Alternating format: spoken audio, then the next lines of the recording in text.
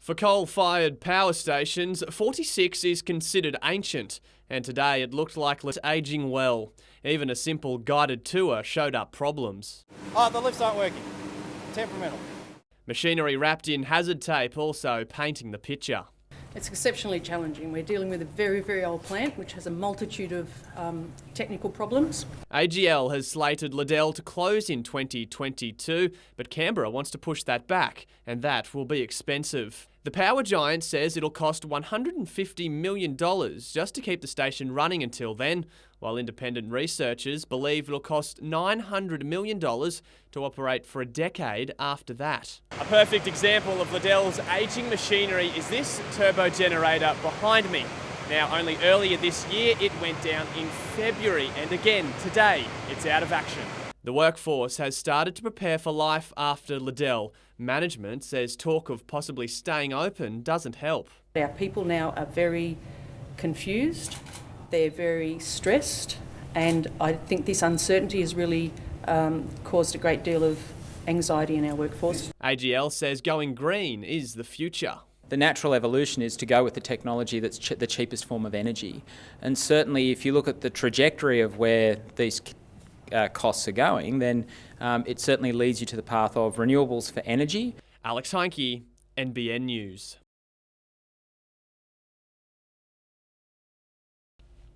Offensive and incomparable. Two of the words used to describe this social media post, likening the situation faced by East End residents to Jews in Nazi Germany. It seems that it's drawing a long bow. Under the Nazi regime, 6 million people of the Jewish faith were killed.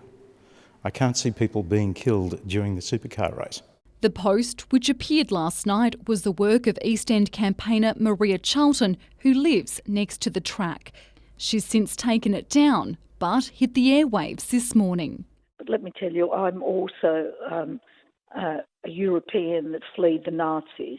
Do you know how hard it is for me to, and also other people that escaped the tyranny of Europe to come to the tyranny of supercars? Miss Charlton has now told NBN News she apologises for any offence the post caused, admitting it wasn't well thought out, adding she was under extreme stress at the time, and saying she's now paying the price personally and professionally. It is offensive, but at the same time I've read some comments that Ms Charlton has made defending her position, and the fact that she didn't refer to the Holocaust and she didn't refer to deaths, and she's also said that maybe she didn't think it through. Mr Gabay offering this piece of advice. I think in future she needs to think these things through before she puts it all in print. Meredith Gibbs, NBN News.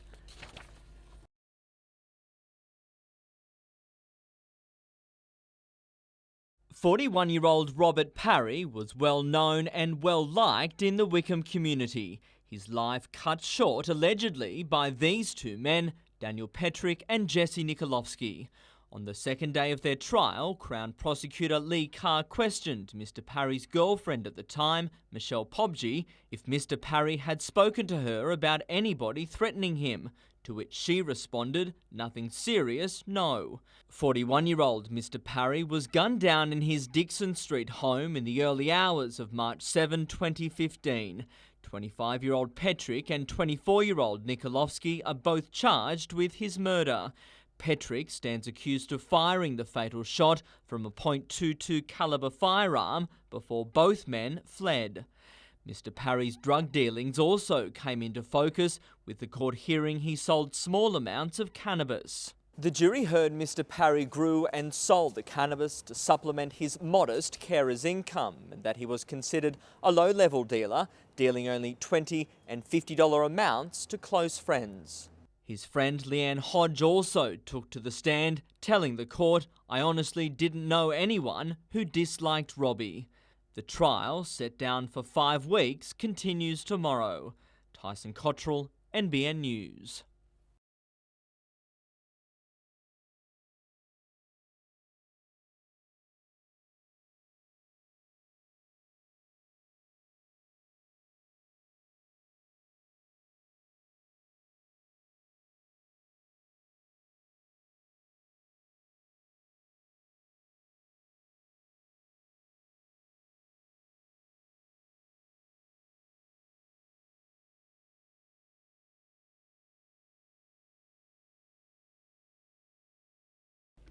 First week in, Ryan Palmer is already a man in demand. It's a lot to learn in a short amount of time, but the staff have been really welcoming and really warm.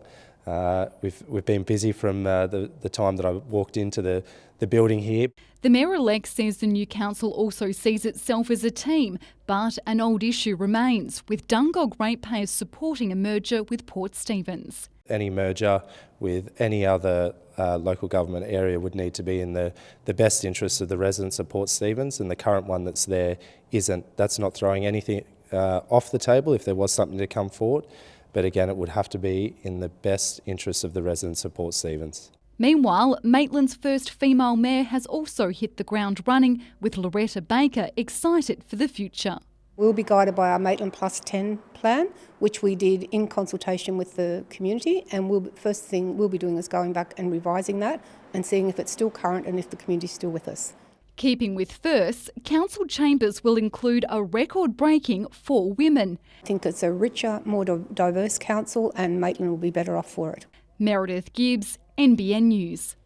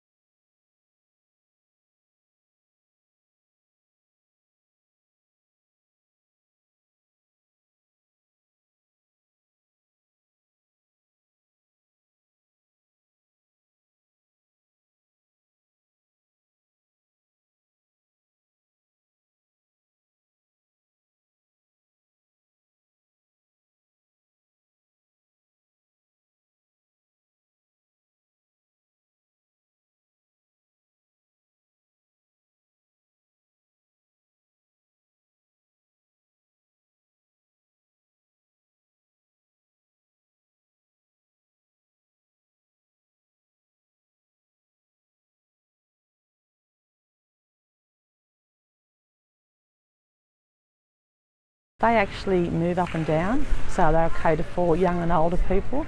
And we've also done upgrades to our Learn to Swim pool.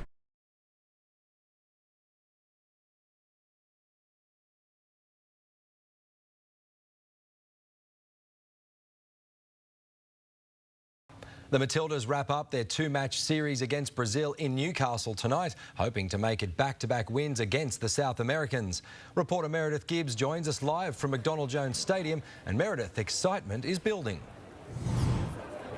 Yes, it is, Mitch. Fans have been queuing since 5 o'clock.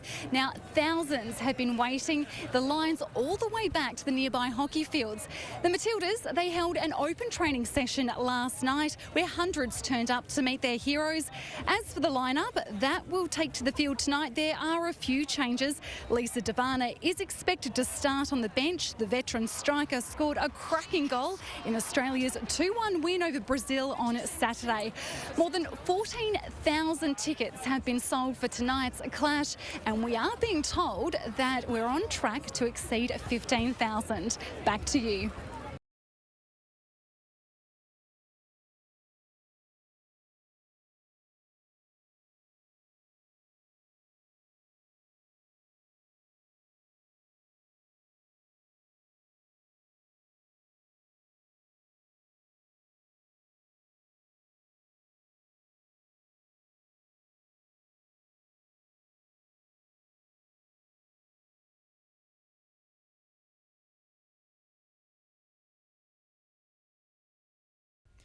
They're in with a fighting chance for their sport's ultimate crown, armed with self-belief to match.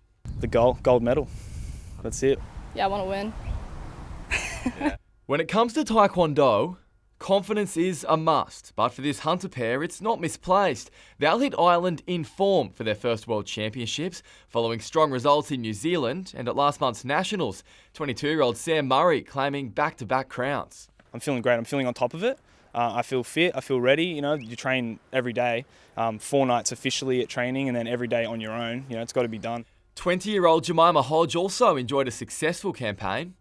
She took up the sport a decade ago, but only recently returned after a 2-year absence. I kept running into my coach outside of training, and every time I'd see him, I'd bow to him and I'd be like, "Oh, hey sir, how you going?" I never lost the formality of it, and I was just like, "Oh, I got to get back into it," and just having the friends there as well. It's good. A little family. The pair's coach of 12 years will be there on the floor in Ireland, also umpiring at the event. Yeah, I'm very excited for them. It's been a big lead up. It's special that we can be involved together as well as coaches. Samuel Jordan, NBN News.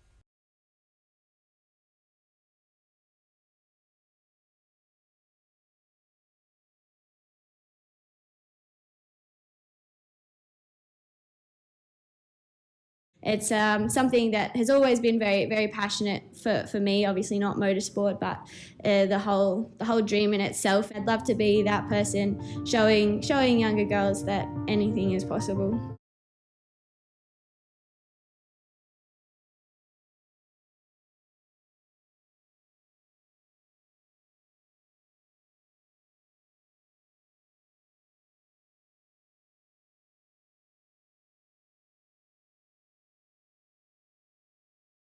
The Creative Learners program gives the students of Bel Air the opportunity to experience activities aimed to develop critical thinking and creativity.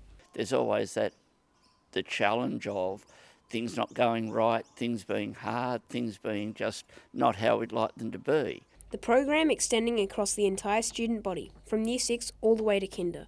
We made it to turn and turn again and then go straight and then make a noise.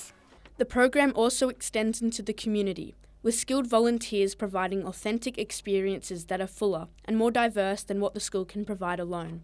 At the start, I found that a lot of kids were coming into the classroom and they were really nervous and worried about breaking things or doing the wrong thing. And by the end of the time, they were really experimenting and learning and gained a lot of knowledge around Japanese culture. To watch the full story or get your school involved, head to our website and we could be coming to your school.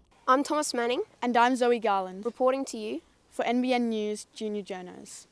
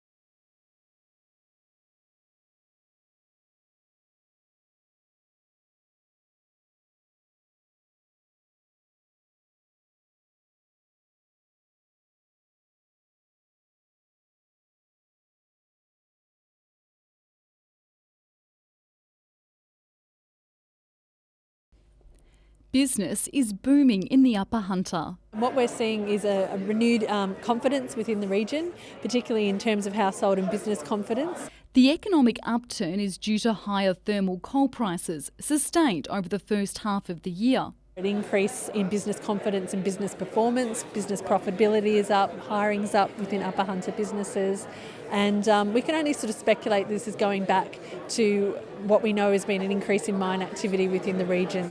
And it's had wide-reaching effects. 5,000 jobs created across the Upper Hunter, Port Stephens, Maitland and Dungog in the 6 months to July. The employment growth outpacing the rest of New South Wales. The median house price in the Upper Hunter has grown by 5.4%, stronger than elsewhere in the region, and it doesn't look like slowing down. The measures in terms of household and business outlook for the regional economy in the next 12 months are the best we've seen for businesses since 2009, the best we've seen in the household sector since 2010. The planned closure of Liddell Power Station in 2022 was also a hot topic today, with discussions centred around future energy and jobs. We're really interested in looking at new opportunities for the site so that we can bring in either new industry or new generation types. We're happy to partner with people to do that. And so we're really looking at how we can transition not just the energy mix but roles for people as well. The Upper Hunter can remain an energy hub for this entire country. We've got thousands of really skilled energy workers. We've got great infrastructure, great transmission lines, plenty of open space. Meredith Gibbs, NBN News.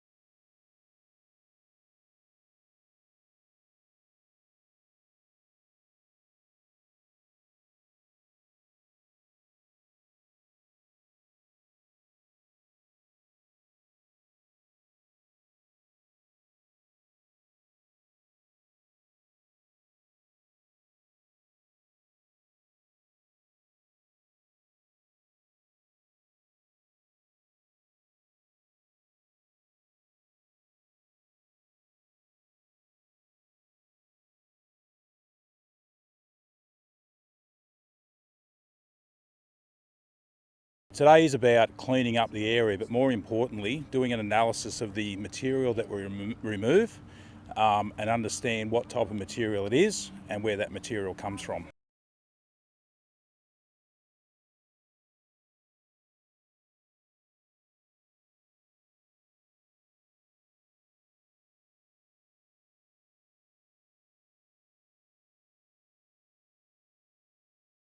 $16,832 people, all cheering our Australian women's football team to victory.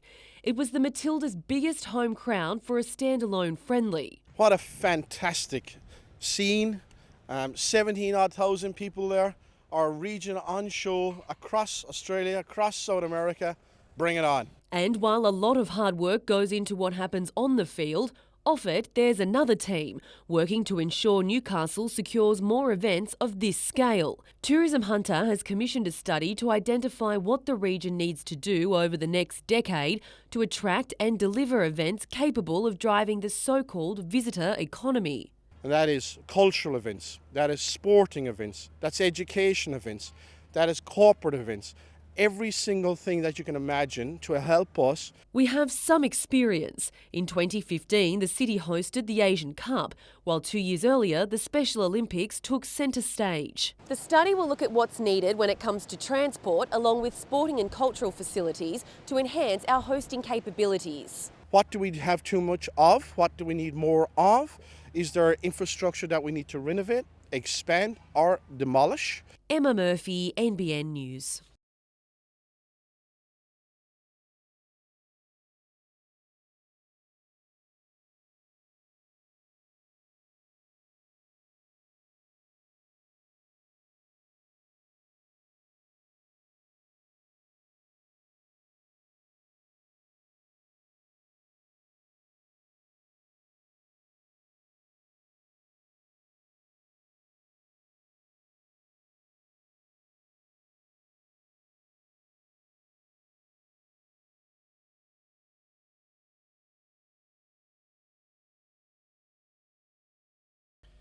If the series against Brazil was a homecoming tour, then last night was the encore in front of a record crowd.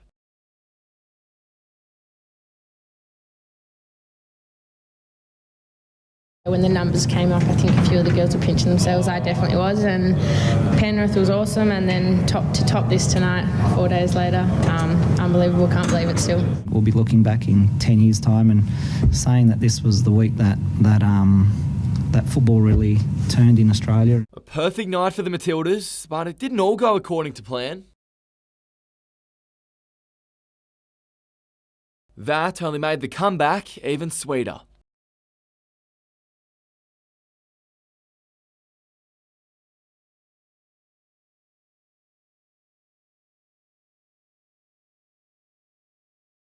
She's probably the best reader of dangerous spaces in women's football, I think. To have someone like that in our team really gives everyone else a boost around her.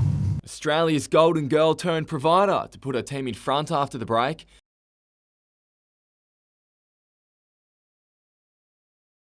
Before adding another goal to her name and a backflip, the spectacle was matched by its physicality, with tensions clear to see. A generous decision allowed Brazilian superstar Marta to reduce the deficit, but at full time the visitors were anything but gracious. While Matilda's coach Alen Stajic issued a warning to rivals worldwide, there is room for improvement. There's always things to work on, as we've said. To be a truly world-class team, we need to be able to dominate for longer periods. Samuel Jordan, NBN News.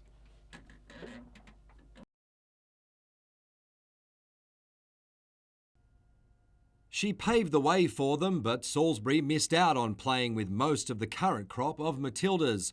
Last night, she was on the sideline watching enviously as the girls received a hero's welcome. I would have loved to have been out there with that crowd and, feeling that home support. The only time I've really ever felt such a big crowd was, 2000 Olympics.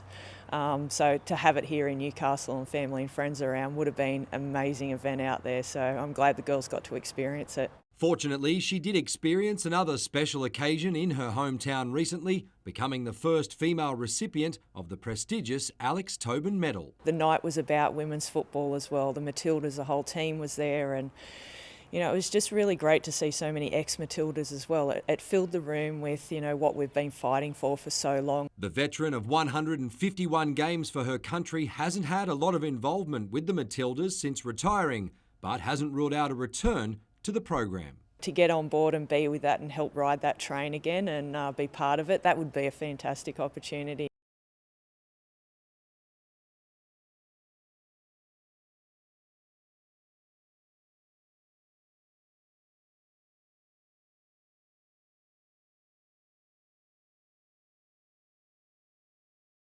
Yeah, it is. I'm really happy. The environment here is really conducive to learning, and I'm just excited to make a contribution as much as I can for the good of the team.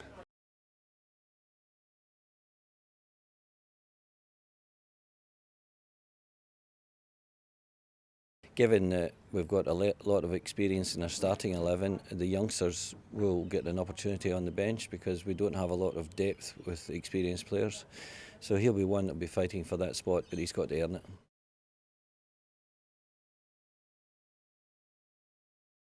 They'll be in opposite trenches come Saturday, but Matt Lantry and Adam Bettridge have plenty in common, not the least of which the Rugby League Academy they run together. As a district club, we've got a responsibility to make sure that we develop not only West but our junior affiliates too. You've got to do a lot of work within the community, and you've got to get the community to trust you as well. So we spend a lot of time at our junior clubs and we do a lot of work with junior development. For both coaches, it's about culture and not just at the top.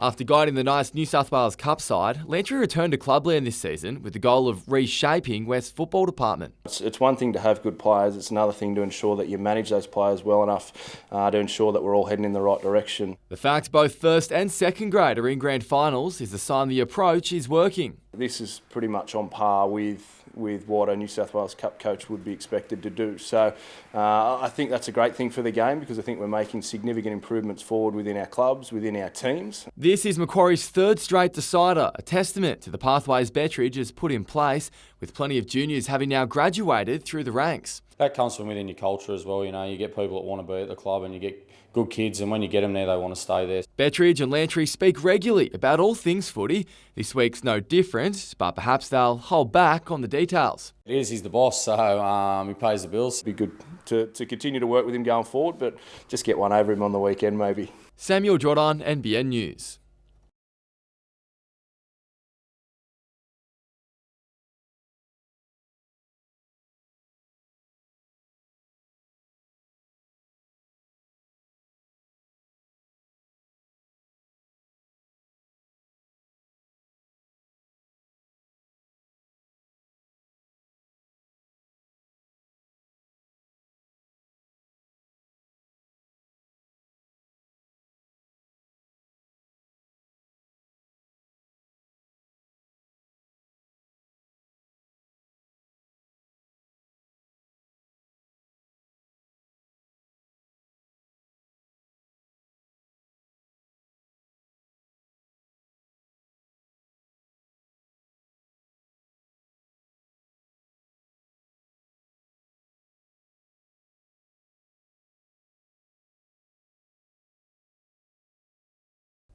It's the light rail project with a heavy price tag, $220 million per kilometre.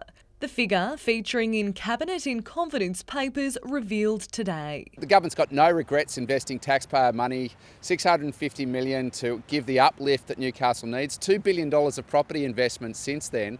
The papers also reveal the decision to close the heavy rail line was made before the final costings for the light rail were complete. And the bottom line is that we've done it now, it was the right decision. So where's the lion's share of the money going? There's $210 million to remove the heavy rail, $250 million for the light rail's capital cost, $50 million for urban renewal work, and $250 million for the network's operation and maintenance. The documents put the cost-benefit ratio at 70 cents per every dollar spent. The cost-benefit analysis just doesn't add up, and that is an absolute disgrace. The rail union today told NBN News the papers are proof decisions weren't made to benefit commuters and it's a waste of public funds. The Transport Minister disagrees. I've even got the local member who's completely crackers about this, asking me to extend the light rail in the Parliament. Labor has said we will not overturn this decision, and now of course you would look to expand it because 2.7 kilometres is clearly not going to meet the transport needs of the people of Newcastle. The light rail system is expected to begin operating late next year. Talia Sarv, NBN News.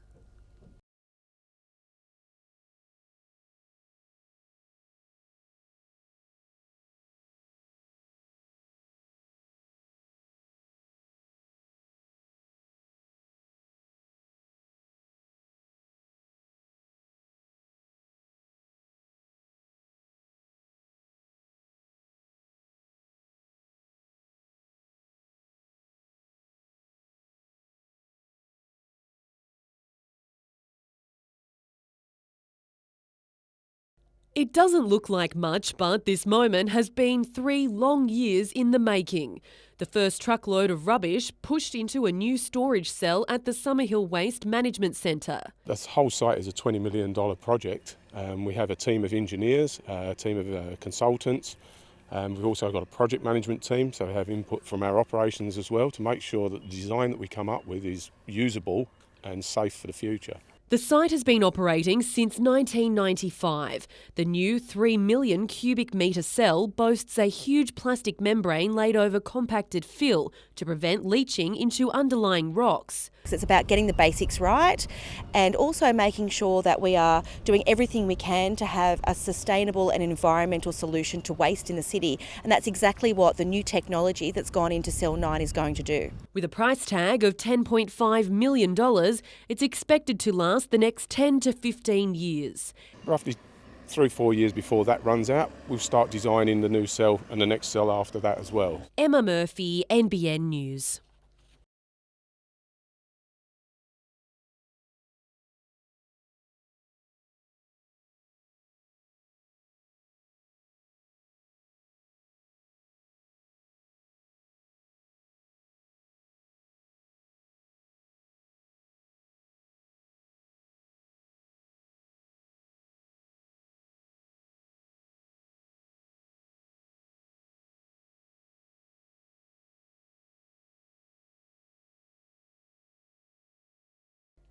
Michelle Davis knows a pain like no other.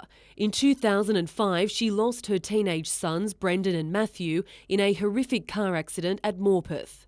We're 12 years on, but the pain, I suppose, gets less, but the sadness is always there. And of course, I miss them every day.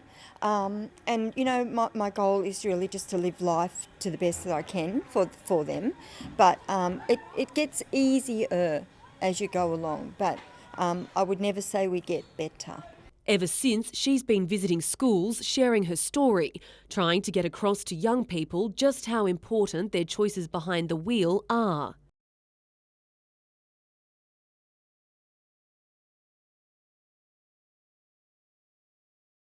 I decided that young people needed to see or experience, I suppose, what their parents would feel if they didn't come home, because I thought maybe then they would take that on board and think twice about that ripple effect. Michelle enlisted the help of emergency services, and today, 10 years since the program's inception, it's operating across New South Wales and Victoria. She's amazing. I don't know how she does it. As a parent, you just couldn't imagine how she ever got through it. I feel blessed that my boys give me the energy to be driven to make a change, and that their loss and the loss of others the same is not for nothing. Their loss has to be for something. Otherwise, 2 beautiful lives and many others are just gone. So I'm pretty happy that I've created something that I think that they would be proud of, and I think that they would be happy with. Emma Murphy, NBN News.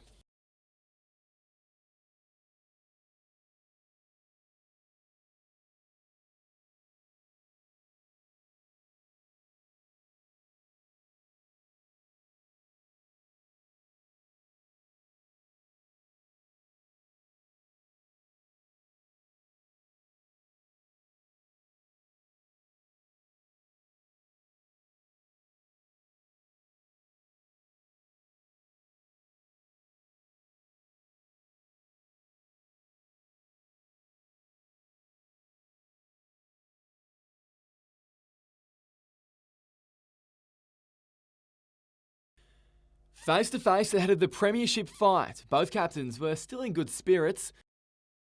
And it's hard not to be. The Scorps have a spring in their step after booking their place with a 60-0 demolition of Central. Yeah, we're just staying real positive, and instead of, I think last year we got a bit sort of nervous coming into it, but I think we're just going to play for the moment this weekend. They welcome back Royce Jeffrey to the centres and Nathan Hinton most likely to the bench. 2 big inclusions, but potentially the X factor is a repeat of the exciting, attacking brand of football the club produced last weekend. Coach Adam Bettridge is giving little away as to how they'll tackle Wests. I think they're the best side that's been assembled in the 7 years I've been coaching here in this competition. They're so good in defence in what they do, and you got to come up with a few ideas that may be a bit left field to maybe ring them undone. Is that something you expect? Yeah, we do. You know, they can play structured footy, but you know, we've seen enough across the course of this season to know that they can play a bit of ad-lib style, and it won't surprise us at all to see you know, them just utilise the footy and take some risks, that's for sure. Lantry's message to his troops will be stick to what you know, and for good reason. The Rosellas have set the standard this season. Yes, you know, it doesn't matter what's gone on in the past, but for me, you can certainly take a lot of confidence away from how we've performed across, you know, majority of the 16 rounds. It'd be Mark DeFua's first game at McDonald Jones Stadium since playing for the Knights in 2011. He's tasted grand final success with West, but not for a few years, and believes this season's side is of the same calibre. I think it's right up there. Since I've been here, like this squad that we've got, with the coaching staff as well, has been, you know, second to none. Kick-off is at 3 p.m.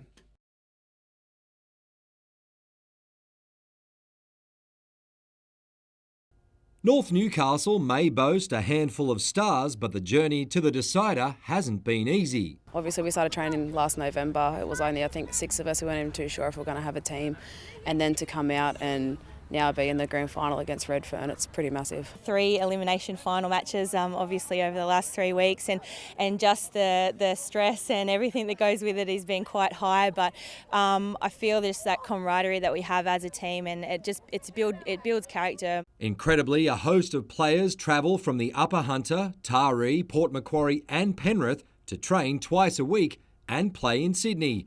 A big injury list has also taken a toll. We've all kind of been shuffled around all year, and a bit of this, like we've played short numbers, we've played over numbers, so some girls have had to sit out, but everyone understands it's all for the team. So, and the team morale and like the spirit around the it's like a little family now. For Gillaroos, Rebecca Young and Caitlin Moran, the season has been extremely rewarding. Moran won Player of the Year, but a knee injury stopped her from attending the awards. My friends messaged me the picture of it and stuff, and I thought she made it herself and was just like stitching me up, and then getting all these messages come through and everything, so I was incredibly honoured. Win or lose on Sunday, teammates say there's now a pathway for Northern New South Wales girls to reach the next level. To bring that professionalism, we need to have good support staff. We needed to sort a good club that would support us the whole way through, and we've found that, and I believe that's just added to our success this year. Mitchell Hughes, NBN News.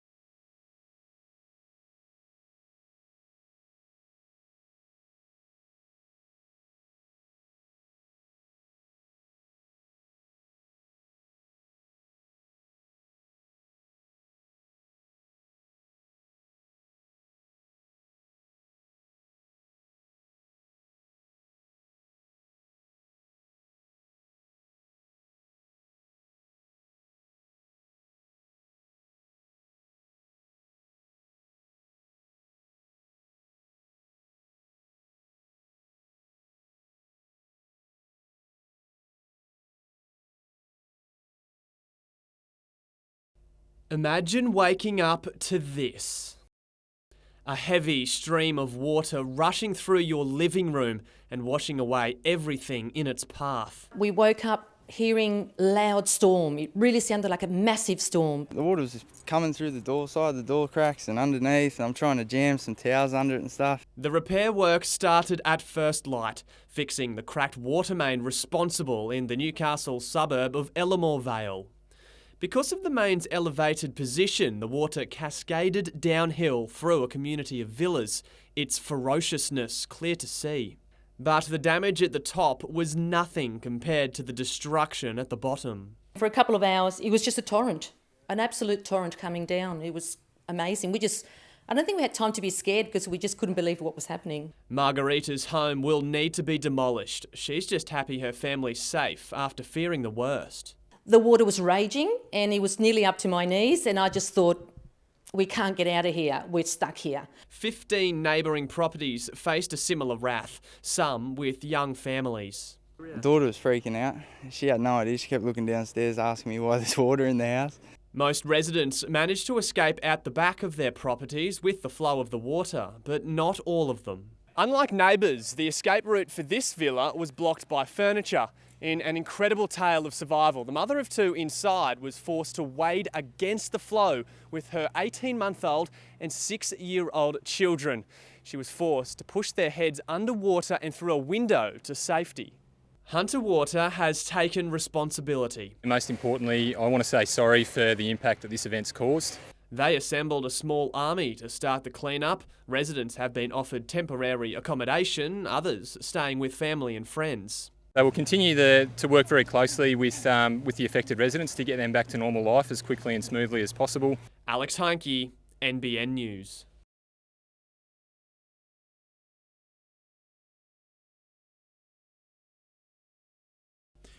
He's so often the man who fronts the cameras in times of crisis, so today for Matt Gidley to reflect on his own role may have been an unusual experience. Yeah, it's sort of mixed emotions. It's certainly been a turbulent period, but I'm certainly going to finish up really proud of the people that I've been able to work with.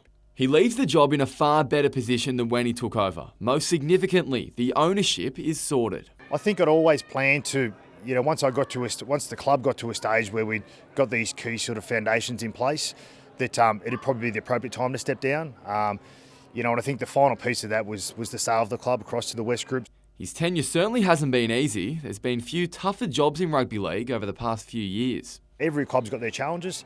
Ours were significant ones. But we worked our way through them, and I'm really proud to be able to stand here now to say, as I said, the key foundations to build the club upon are certainly set in place. So the next decade will be much more stable and consistent both on and off the field, which is important. Gidley leaves immensely proud of his colleagues and of the fans who stuck by the Knights. Career-wise, he isn't sure what's next, but first a bit of downtime with family and of course enjoying more footy, but now as a fan. I don't need to remain in the CEO's role to enjoy the successes that come. I mean, I'll enjoy those as a member, as a supporter on the hill. Samuel Jordan, NBN News.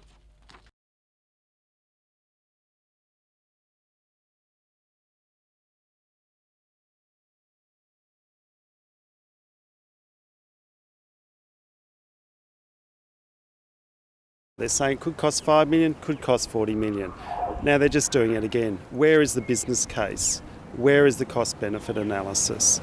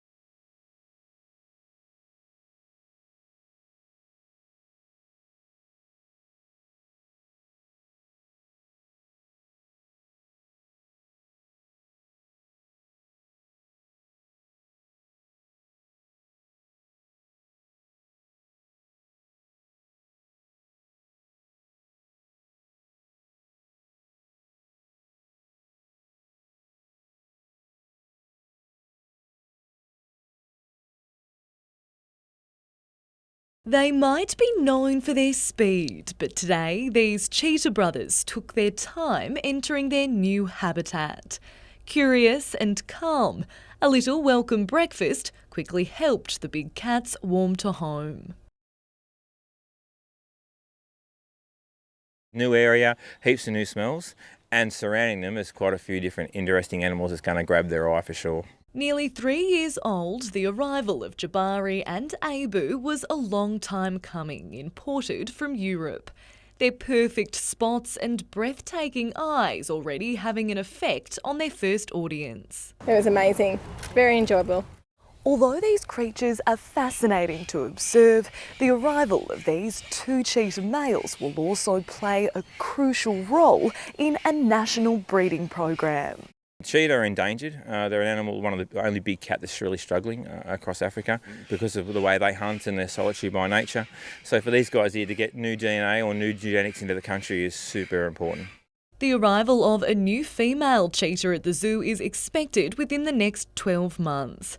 The boys wasting no time maintaining their physique, letting me feed them a portion of their 2 kilogram a day meat diet. Talia Sav, NBN News.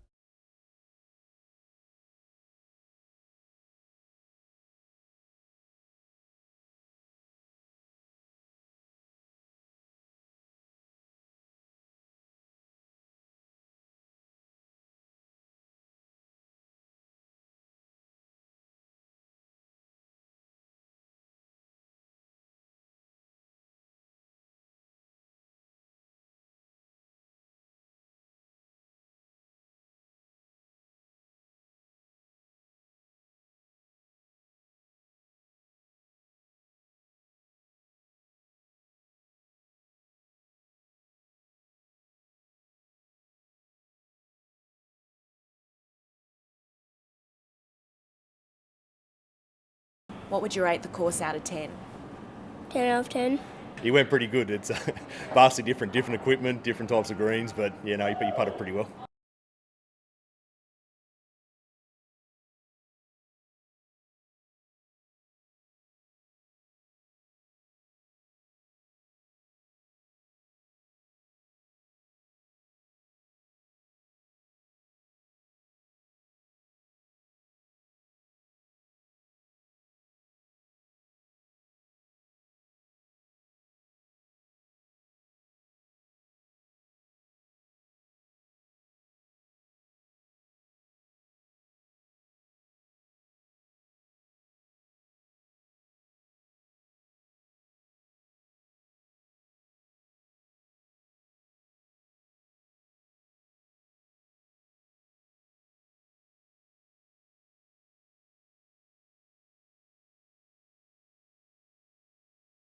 Having a home game, I feel, helps us a lot. We're very, very strong at home, as we are away, but having that home support, I reckon, will be very, very good. I reckon we'll get a very good crowd.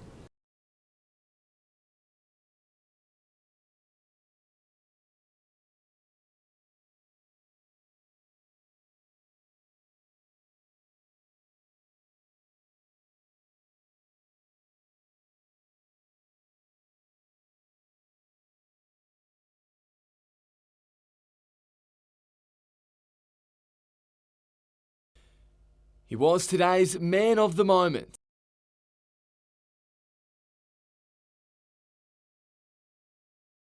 I think the last award I won was like some colouring in competition at school, mate. So, it's a big honour. I didn't earn that on my own. It goes back to a lot of the club and the support that I had. So it's great. The focus is now firmly on the biggest game of the season, Hawks versus Two Blues, for the third straight year. It is shaping up to be a contest fitting of the occasion, Hamilton wary of a reinvigorated Wanderers. The last two games have been sensational. They've got a lot of front foot ball though, off set piece, which I don't expect them to get too much tomorrow. If you compete at every contest of the ball, it's going to slow the recycle down and they don't get good front foot ball, so we'll see how they go. The Two Blues have been at their exciting best the past fortnight, with their backs hard to contain. That will be the plan for tomorrow. Yeah, I think, running their big forwards around, and they're a big side, so with the heat where it's meant to be, it's going to be very hard for both teams, but ladies and gents, the plan will be to run them around. It's both coaches' last games in charge of their sides, but both play down that significance. It sunk in on Thursday night, driving home from training. It's a little bit emotional, but yeah, it's all good things are going to come to an end, but it's only 1 year or two, whatever it ends up being. I'm sure I'll be back in at some stage. I've probably taken it in a lot more, so everything's pretty good at the moment. It's all about the players, and we've got all three grades in, so it's a great time at the club, so I'm just enjoying it.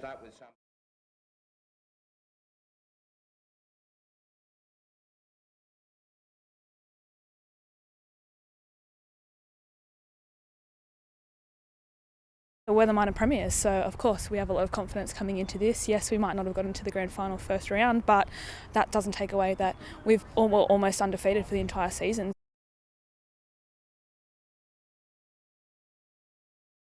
Yeah, same with that. Always staying positive, never thinking that you're better than anyone. But I think our team together is just awesome, and we're all become pretty good friends, and it's also helped as well. We're pretty close.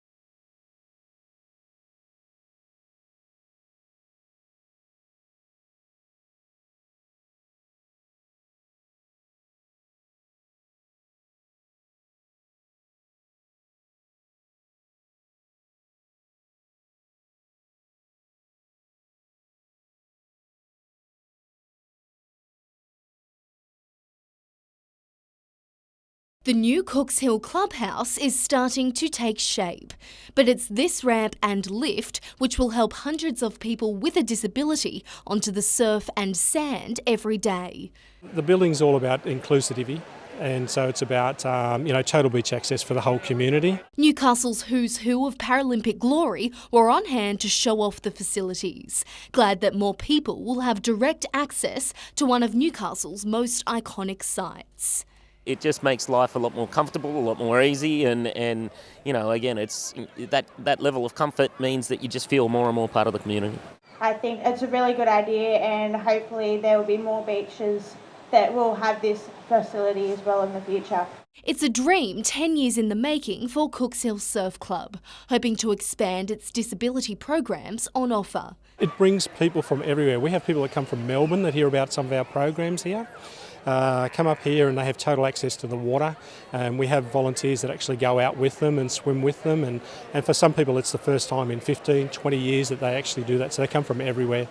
The ramp is part of the $1.8 million Stage 1 of transformation. Work on demolishing the existing clubhouse will hopefully begin in 2018. Samantha Long, NBN News.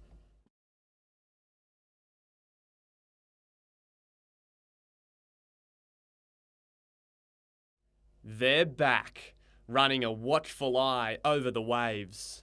The Red and Yellow Army do a fantastic job out here on our beaches, and we're grateful to have them. The volunteers side by side with the professionals on what is officially the first day of the new beach season.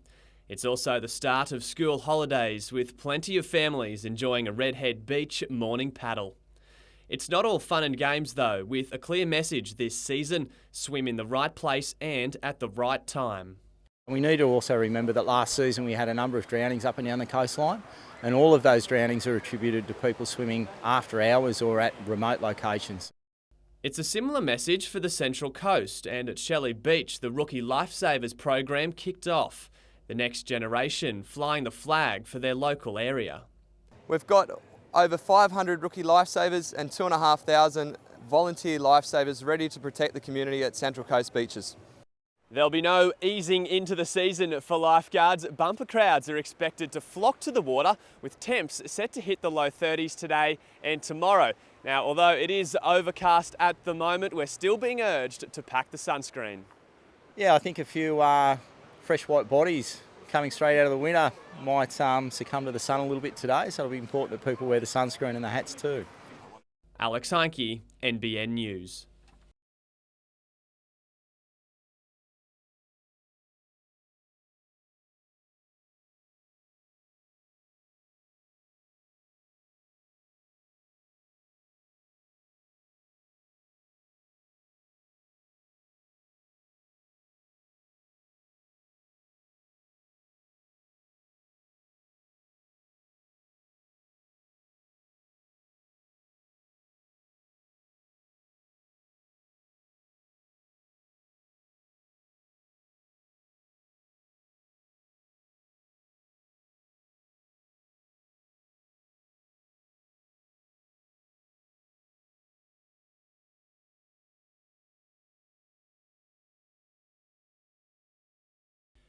Showtime in local leagues decider. West buoyed by a winning reserve grade side, armed with intensity to match. Both sides felt the physical opening exchanges, although it didn't stop the big hits coming. The weather hot, so too the tensions. Before the game began to open up. But a desperate Ryan Walker wasn't going to be beaten. A rampaging run from Mao Utah gave West field position, but again they couldn't capitalise, much to Macquarie's delight. Although the Scorps could only take so many challenges, Walker again dangerous, finding Ben Stone for the opening points. The Rosellas continued to threaten. But on the stroke of half-time, Macquarie responded, going through the hands to Nathan Cantor, who offloaded for Nathan Hinton. The half-time score, 6-4. A nightmare restart for the Rosellas. And halfback Andrew Sumner made them pay, slicing through the line. And he wasn't done there. A turn of speed saw him in space again. Mitch Manson doing the rest. West have rarely trailed this year and just couldn't get things to click chasing a try. This chance brought back. That task made even harder when Scott Briggs took his chance for 2. And no matter how hard they tried, after 3 years, it was simply Macquarie's day. Never felt anything like this in footy. It's the reason we play. We've worked so hard as a team all year, you know. When they said we couldn't beat them, and oh, mate, it hasn't sunk in. Oh, this club deserves so much of this, mate. We've worked so hard.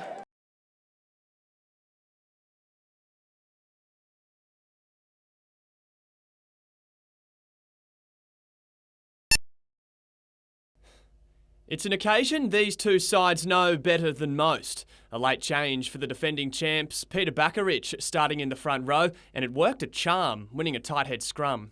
The very next play, a penalty, and Paul Dan opened Hamilton's account. But when the Wanderers got their first opportunity, it turned catastrophic. An intercept try by Sorelli Banavalu, the first of the grand final. It went from bad to worse for the two Blues, a high shot from Leland Marshall, earning him 10 in the bin.